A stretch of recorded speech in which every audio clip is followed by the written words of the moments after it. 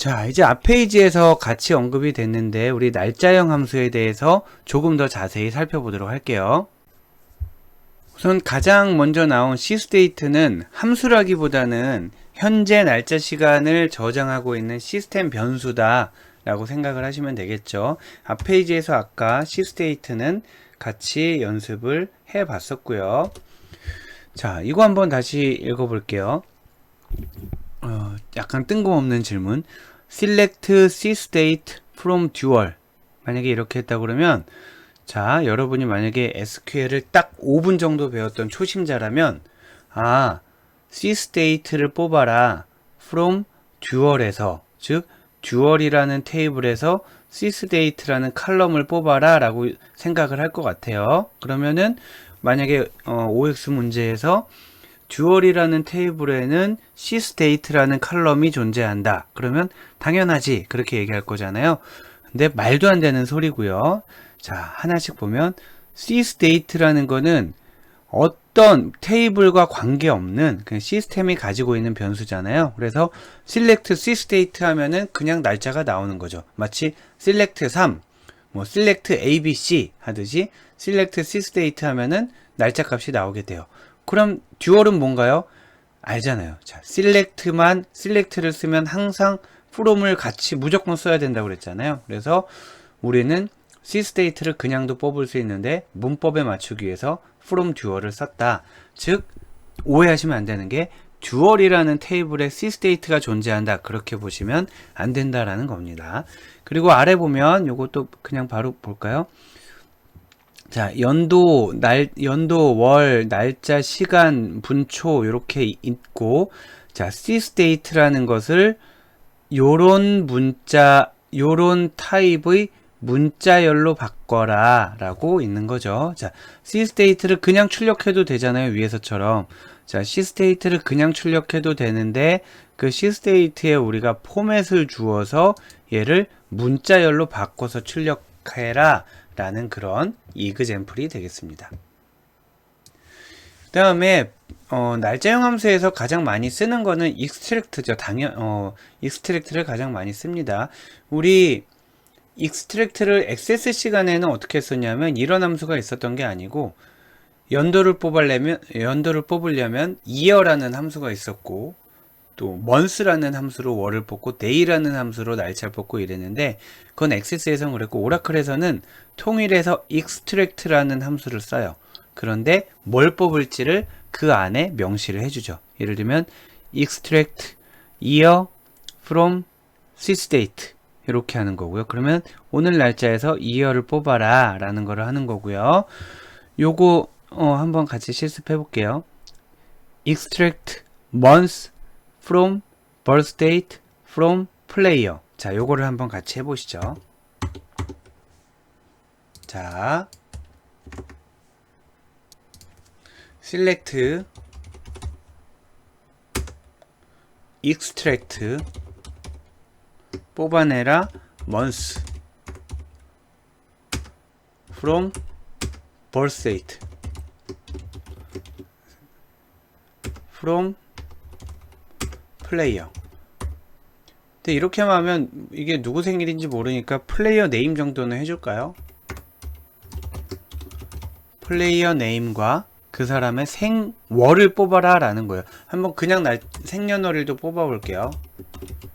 이렇게 하면 플레이어의 이름, 생년월일, 그리고 월, 몇 월생인지 이렇게 뽑는 이그젬플을 돌려보면 이렇게 된다라는 겁니다. 자, 해서 extract라는 함수가 날짜형에서 연도, 월, day를 뽑아내는 함수다 라고 정리하시면 되겠습니다. 자, 마지막으로 볼 날짜 함수는 trunk라는 함수고요. extract만큼 자주는 아니지만 꽤 그래도 활용도가 높은 함수인데 날짜 데이터에 우리 지금 보면 cState를 봐서도 알겠지만 연, 월, 일도 있고요. 거기 시분, 초까지 붙어있는 이런 상세한 데이터를 포함하고 있습니다. 그런데 이런 상세한 값이 필요할 때도 있고 거추장스러울 때도 있단 말이에요. 여러 가지 연산을 할 때 그 나달갱이 값까지 질질 끌고 다니면 데이터도 많이 공간을 차지할 뿐만 아니라 우리가 뭐 날짜의 차이를 계산한다거나 할 때 예상하지 못한 결과를 나타낼 수도 있단 말이에요. 그래서 날짜만 남기고 시분초를 잘라내는 거를 트렁크라는 함수를 통해서 수행할 수 있는데, 여기가 지금 핵심이에요. 위아래는 한번 변화를 보기 위한 거고요. 트렁크 cState까지만 해도 되고 dd를 주어도 되겠습니다. 위에는 보면 cState를 한번 그냥 출력하는 거고, 아래는 cState를 dd로 트렁크하는, 그리고 여긴 트렁크에서 한번 뽑아내는 거를 보여주는 거예요. 같이 실습을 해볼까요? 자, 보면은 이렇습니다. 위에는 이렇게 cState로 된 거를 문자열로 바꿔주는데 전체를 뽑아줘라 라고 해서 뽑아주는 거고요. 그러면 몇 분 몇 초까지 나오잖아요. 근데 아래는 cState를 뽑긴 뽑는데 걔를 뒤에 시분초를 자른 다음에 제대로 잘렸는지 확인하기 위해서 뒤에서는 다시 시분초까지 자세히 뽑아주는, 자, 데이트에 대해서 시분초를 자른 다음에 한번 전체를 다 뽑아라 라고 하는 거죠. 그러면 보면 뒤에가 000으로 바뀌어서 나오는 것을 볼 수 있습니다. 위에서 보면 이렇게 쭉 있고요. 아래에서 보면 뒤에 시분초가 잘려서 나오는 것을 볼 수 있습니다. 자, 여기까지 함수, 날짜형 함수를 한번 보았고요. 이 함수를 이용해서 요 아래에 있는 요 이그젬플을 한번 풀어볼까요? 자, 플레이어 테이블에서 플레이어 네임 뽑을 수 있고요. birthdate도 그냥 뽑을 수 있겠죠. 태어난 날부터 오늘까지 며칠이 지났나, 태어난 날, 여러분이 태어난 날이 아니고요. 여기 선수 테이블에 있잖아요. 자, 선수 테이블에서 태어난 날부터 지금까지 얼마나 지났나, 지난 날수를 출력하는데 뒤에 몇 점 몇 점 몇 이렇게 지저분하게 나오지 않고 딱 정수 단위로 나올 수 있게 한번 해보세요. 자, 실습을 한번 해보시죠. 자, 같이 한번 해보면 이렇습니다. 일단 틀만 만들어 볼까요? Select Player Name Birthdate from Player 하게 되면은 플레이어 네임과 birthdate를 이제 이렇게 뽑아내는 거고요. 여기에서 이제 날짜만 해주면 되겠는데, 이렇게 해볼까요? 오늘 날짜 cSdate 빼기 태어난 날짜 birthdate as 뭐라고 할까요? day past. 자, 그러면은 오늘 날짜에서 태어난 날짜를 빼서 지나간 날이 얼마인지 뽑아주겠구나 하고 했는데 너무 길게 되는 거예요. 왜 이렇게 길게 되냐면은 birthdate에는 연, 월, 일만 적혀 있는데 cSdate에는 연, 월, 일하고 시분초까지 있단 말이에요. 그래서 이렇게 길게까지 뒤에가 지금 다 똑같잖아요. 그래서 얘네가 필요 없기 때문에 트렁크 자, 콤마 dd를 해줘도 되고 안 해줘도 동일합니다. 그래서 날짜를 뺀 다음에 이 뒷부분을 제거하고 지나간 날짜만 뽑아줘라 하면은 이렇게 되겠습니다. 자, 이렇게 해서 이그젬플을 한번 같이 풀어봤고요. 그 날짜형 함수에 대해서 특히 extract가 어떤 역할을 하고 있는지를 다른 함수의 측면에서 같이 살펴보도록 할게요. 자, 아까 그 투차 함수 기억나죠? 그 문자열로 바꿔주는 건데 이 함수를 다시 한번 되돌아가서 보도록 할게요. 투차 함수를 써서 선수의 생년월일을 문자열로 한번 뽑아 보도록 할게요. 플레이어 네임 birthdate 한 다음에 이 뒤에다가 저는 투차 birthdate 그냥 해도 되고 형식을 줘도 된다고 그랬잖아요. YYYY MMDD 이렇게 해볼게요. 자, 하면은 이렇게 준 형식으로 다시 나오게 되죠. 그런데 birthdate 이 부분은 데이트 타입이고요. 이 부분은 문자열이잖아요. 근데 만약에 이 문자열에서 MMDD를 다 빼고 YY만 뽑았다라고 해볼게요. 이렇게 하게 되면은 앞에는 데이트 타입이고요. 뒤에는 문자열이에요. 그런데 이 문자열인데 결과로 나온 게 연도잖아요. 연도인데 1987이 아니라 1987이라는 문자열이잖아요. 얘를 숫자로도 바꿀 수 있죠. 자, 숫자로 아까 toNumber 함수 썼잖아요. toNumber.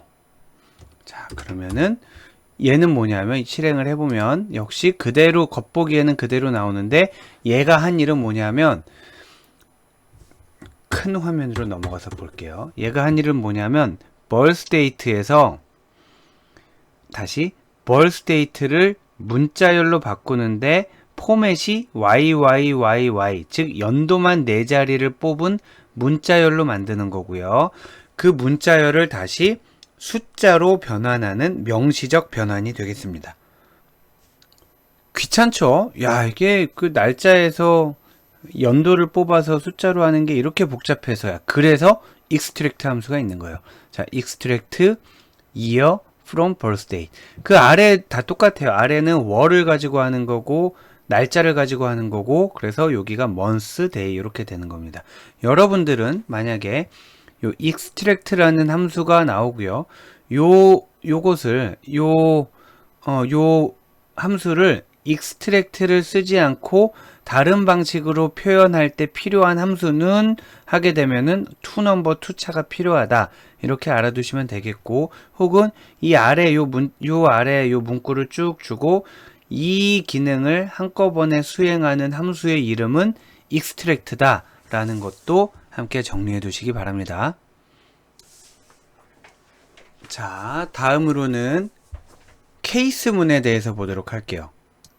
지금 우리가 어디쯤 왔냐면 처음에 우리 오라클에 함수 어떤 것들이 있나 그 카테고리를 제가 보여드렸을 때 문자형 함수, 숫자형 함수, 변환 함수, 날짜형 함수가 있다고 해서 거기까지 했고요. 이제 남은 함수가 제어 함수, 널 관련 함수 이렇게 남아 있는 거예요. 그리고 그 중에 우리는 지금 제어 함수를 이제 시작하려고 하는 겁니다.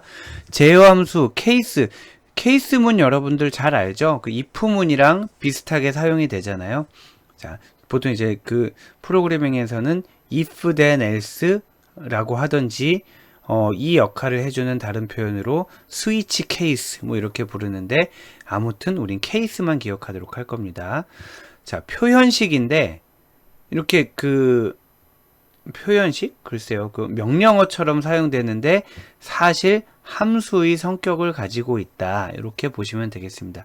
그래서 얘를 명령어라고 볼 수도 있고 또 함수라고도 볼 수 있는 것 같아요. 근데 이 자체가 굉장히 재미있는 거죠. 일반적으로 우리가 이런 그 if then 뭐 아니면 반복문, for문 이런 걸 돌릴 때는 실제로는 밖에서 뭐 C가 됐건 자바가 됐건 뭐 파이썬이 됐건 밖에서 그걸 이제 호스트 랭귀지라고 하는데 호스트 랭귀지에서 if문도 돌리고 for문도 돌리고 하게 되고요. 그리고 DB에 액세스할 일이 있으면은 자, 다시 그림을 그릴까요? 밖에서 호스트 랭귀지가 있어서 요게 이제 우리가 아는 프로그래밍 언어들이 되는 거죠. 요 호스트 랭귀지가 뭐 이렇게 C, 자바, 파이썬 뭐 이런 것들이 있고요. 그리고 요 안에서 DB 액세스가 필요한 부분에서 SQL이 돌아가게 되는 거죠. 그래서 좀 복잡한 제어 같은 경우는 이 밖에서 이루어지게 됩니다. if 만약에 어쩌고 저쩌고이면 요 SQL을 실행하고 뭐 그렇지 않으면 요 SQL을 실행하고 이런 식으로 하게 되는 건데 SQL 자체에도 약간의 이런 논리적 제어를 할 수 있는 장치가 있다라는 거고요. 그게 바로 케이스 익스프레션이 되겠습니다. 예를 들면 일반 프로그램에서 요걸 한번 해석을 해볼게요. 만약에 하이트가 180보다 크면 then 즉 이 조건을 만족하면 new height는 height다. 그렇지 않으면 new height는 180이다. 그 말은 뭐냐면 180보다 크면 그 값을 그대로 사용하고요. 180보다 크지 않으면은 새로운 값은 180으로 덮어써라 이런 뜻이잖아요. 그런데 이걸 SQL 안에서도 할 수 있다라는 거예요. 요거는 비교를 위해 만든 일반 프로그램이고요. SQL에서 보면 select player name을 뽑을 거예요. 자, select player name을 뽑을 거고, 요거는 그냥 그 옆에 참고용으로 뽑은 거고요. 그 옆에 뭔가 하나를 더 뽑을 거예요. 자, 뭔가 하나를 더 뽑으면 요 컬럼이 와야 되잖아요. 그 컬럼이 지금 얘인 거예요. 얘. 자, 컬럼이 얘인데 여기 지금 뒤에 as new height 있잖아요. 요거는 엘리어스이기 때문에 사실은 요만큼이 컬럼 하나에 해당하는 부분이죠. 굉장히 긴데 요 부분을 어떻게 해석할 수 있는지를 우리가 뒤에서 배우게 될 거고, 지금 여기에서 한번 간단히 말씀드리면, 자, 플레이어 네임 옆에 뭔가 찍어줘라. 뭘 찍어주냐면 case, 만약에 when height가 180보다 크면 then height, 그러면은 180보다 크면 요 칼럼은 height가 오는 거고요. 그렇지 않으면 180. 자, 180보다 크지 않으면 180이 오겠다는 얘기예요. 그러니까 height가 오든지 180이 오든지 그 값을 new height라고 보겠다라는 거죠. 자, 이것에 대해서 조금 더 자세히 살펴볼 텐데, 요 이그젬플을 한번 간단히 먼저 같이 돌려볼게요. 자, 한번 보면 원래는, 즉 케이스문 쓰기 전에는 어떤 값들이 들어있냐면 플레이어 네임과 하이트를 보면 뭐 180도 있고 177도 있고 막 이렇게 있잖아요. 아, 요걸 그냥 같이 찍어 볼게요. 자, 같이 찍어 볼게요. 이번에는 플레이어 네임과 하이트, 그리고 케이스문을 적용한 하이트, 요렇게를 한번 실행을 해보면, 키가 180보다 크면은 여기 180보다 크면은 그대로 찍어주고요. 180보다 작거나 같으면은 180으로 대체해서 뽑아준, 즉 오른쪽 맨 오른쪽에 있는 열에는 전부 180 이상인 값들만 나오게 되겠네요. 자, 이런 식으로 케이스문을 적용할 수 있다라고 살펴보시고, 해서 그 케이스 표현을 사용하는 법에 대해서 보다 자세히 같이 보도록 하겠습니다. 자, 케이스문에 대해서 뒤에서 몇 페이지 더 준비를 하긴 했지만 지금 요 슬라이드를 자세히 보시면 될 것 같고요. 그 뒤에는 좀 너무 깊숙이 들어가서 글쎄요, 네, 좀 복잡하기도 하고, 아무튼 지금 요 슬라이드를 이해하는 것을 목표로 같이 진행해 보겠습니다. 두 가지 방식이 있는데, searched case expression이라는 게 있고 simple case expression이 있는데, 얘가 이제 더 정교한 표현이 되겠고요. 그리고 이 중에서 좀 심플하게 뭔가 생략해서 할 수 있는 경우에는 이렇게 생략해서 표현하겠다라는 건데, 모든 경우에 다 이렇게 생략할 수 있는 건 아니고 생략이 되는 경우가 있고 안 되는 경우가 있습니다. 그러니까 이 위에 있는 게 다양한 조건이 다 사용 가능하고요. 표현식이 좀 복잡해요. 그리고 아래에 있는 거는 동등 비교, 이퀄 연산에만 사용할 수 있고 표현식이 간단하다. 위에 게 표현력이 좋고요. 아래 거는 간단한 거고, 이렇게 보시면 되겠습니다. 보면 플레이어 네임까지 하고 콤마 새로운 칼럼을 찍어야 되는데 그 새로운 칼럼이 여기까지 이렇게 되잖아요. 그래서 요 안에를 한번 보면 case when 포지션이 GK면 뭐, 포지션이 DF면 뭐, 쭉쭉쭉쭉, 포지션이 forward면 뭐, else 뭐, 이렇게 쭉 나열을 해주면 되겠습니다. 뭐가 뭐면 뭐, 뭐가 뭐면 뭐, 이런 식으로 할 수가 있고요. 여긴 지금 포지션은 이렇게 했지만, 만약에 여기에 하이트가 180보다 크면 then 뭐 장신, 하이트가 170에서 180이면 뭐 표준, 뭐 170보다 작으면은 뭐 단신, 이런 식으로 이러한 부등호도 쓸 수 있다라는 거예요. 지금 우리는 등호를 써서 했지만 부등호를 써서 할 수도 있는 거예요. 자, 그런데 지금 얘를 간단하게 표현한 경우는 어떤 경우냐 하면, 자, 두 가지 조건이 만족돼야 됩니다. 지금 이 위에 사용된 요 네 가지 조건 있잖아요. 네 가지 조건이 전부 동일한 변수에 대해서 이루어지고 있잖아요. 포지션이 이렇게, 그래서 얘네를 뭉뚱그려서 포지션 하나로 퉁칠 수가 있는 거죠. 그리고 뒤에 나온 게 전부 이퀄 조건이잖아요. 그러면 얘네를 생략하겠다라는 거예요. 즉 이거를 합쳐서 포지션 한 번만 써주고 얘네는 그냥 이렇게.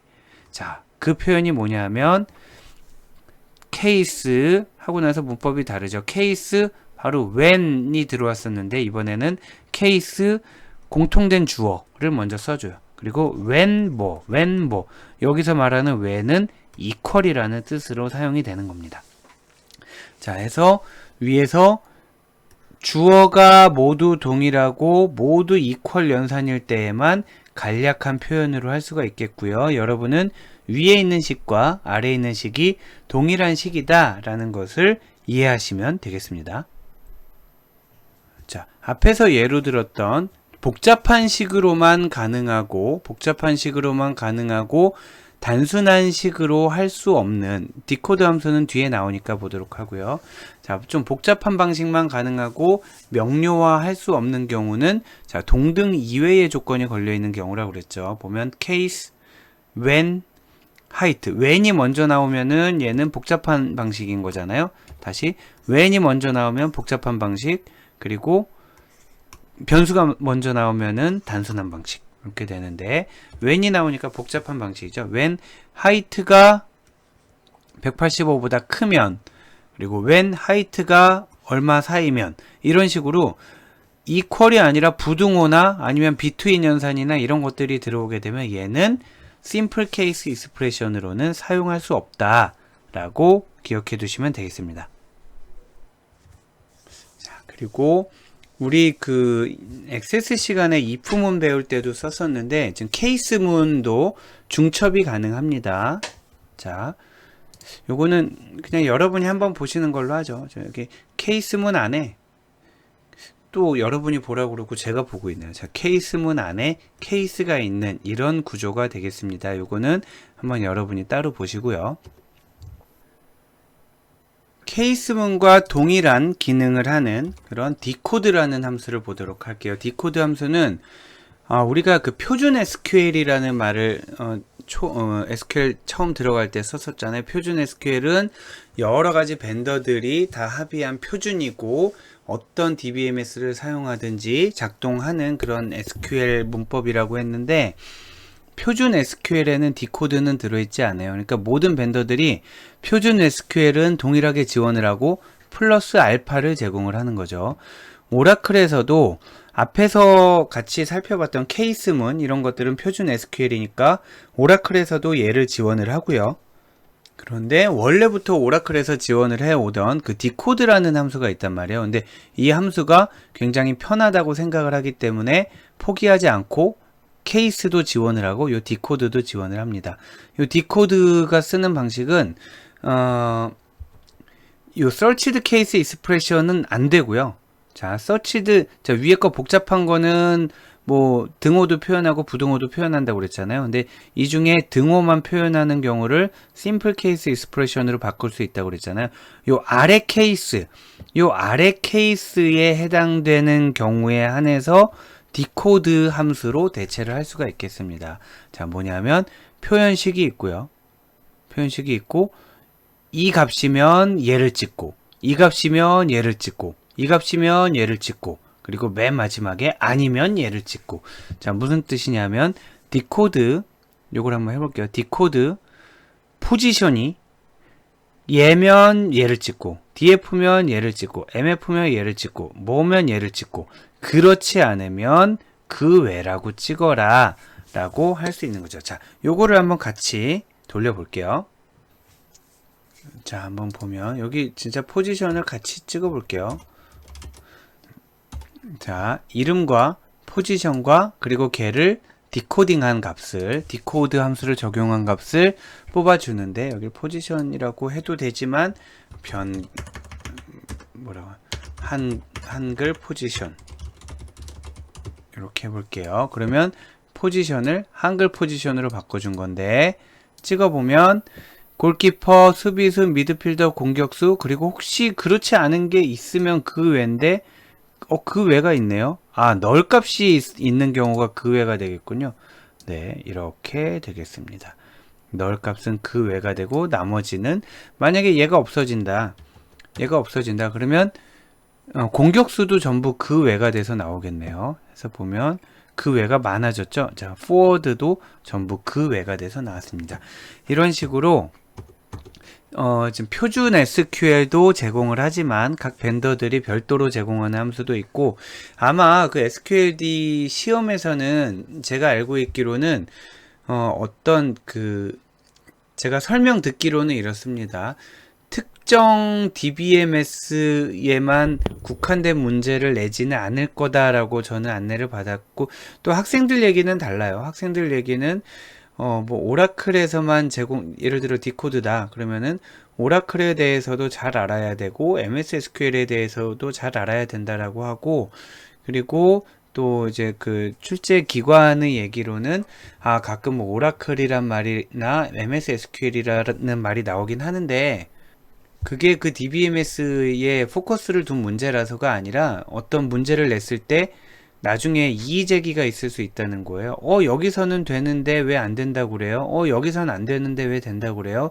그렇기 때문에 나중에 이제 좀 문제의 소지를 차단하기 위해서 이 이그젠플이 정확히 동작하는 환경을 제한하기 위해서 뭐 오라클이다, MS SQL이다라는 말을 쓴다라고 저는 설명을 들었는데, 또 아까 말씀드린 것처럼 학생들 얘기로는 그렇지도 않더라. 이거를 표준 SQL이 아니라도 좀 MS SQL이나 오라클에 대해서 좀 알고 있어야 문제를 풀 수 있다라고도 해요. 그래서 제가 정리한 바로는 알면 좋은데, 뭐 양쪽 DBMS를 다 알면은 좋은데, 몰라도 그거 틀렸다고 떨어지진 않을 것 같아요. 다른 걸 다 맞으면, 자, 표준 SQL에 대한 문제를 다 맞으면은 혹시 DBMS에 스페시픽한 문제가 나와도 뭐 웬만한 건 맞출 수 있을 것 같고, 틀리더라도 그것 때문에 불합격하지는 않을 거다라고 저는 정리하고 있습니다.